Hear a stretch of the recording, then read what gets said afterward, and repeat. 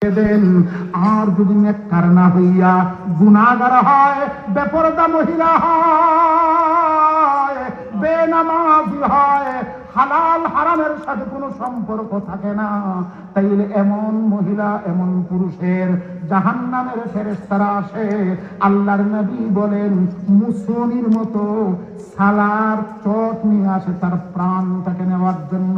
দুর্গন্ধ চতুর্দিকে ছড়িয়ে আসে আর বলে ইয়া আইয়াতুহান নাফসাতুল খাবিসা, হে খবিসাত্তা, হে খবিসাত্তা, উখরুজি সাখিদাতাম মাসফুতা, নারাজ হয়ে বের হও, আমরাও নারাজ, তোর উপরে আল্লাহও নারাজ।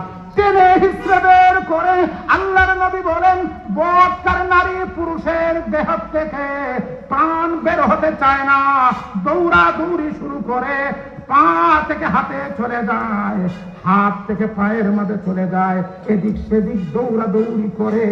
তখন ফেরেশতারা জোর করে দেহের ভিতর থেকে প্রাণ নেয়।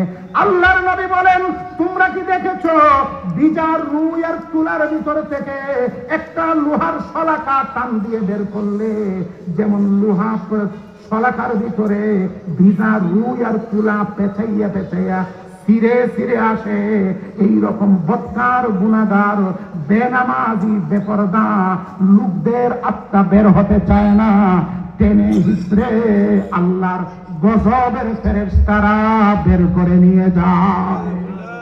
আসমানের দিকে নিতে চায়, প্রথম আসমানে যাওয়ার পরেই জিজ্ঞাসা করে কে, তখন বলে অমুকের ছেলে অমুক, অমুকের মেয়ে অমুক। তখন তারা দরজা খুলে না, আসমানের দরজা খুলে না, তখন বলে সাকিদাতাম মাসফুদা, তার উপরে আমরা নারাজ, সমস্ত ফেরেশতারা নারাজ, আল্লাহ নারাজ। ওইখান থেকে ফেরেশতা তখন ছুড়ে মারে বৎকার গুনাহগার বেনামাজির আত্মা কবরে চলে আসে।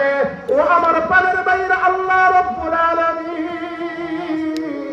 এই কথাটাই সূরাত হামিম আস-সাজদার ভিতরে বলেন তাতানাজ্জালু আলাইহিমুল মালাইকা, এদের নিকটে আল্লাহর রহমতের ফেরেশতারা আসে যারা আল্লাহকে রব স্বীকার করে এবং রব স্বীকার করে ঈমান আর আমলের উপরে অটল থাকে।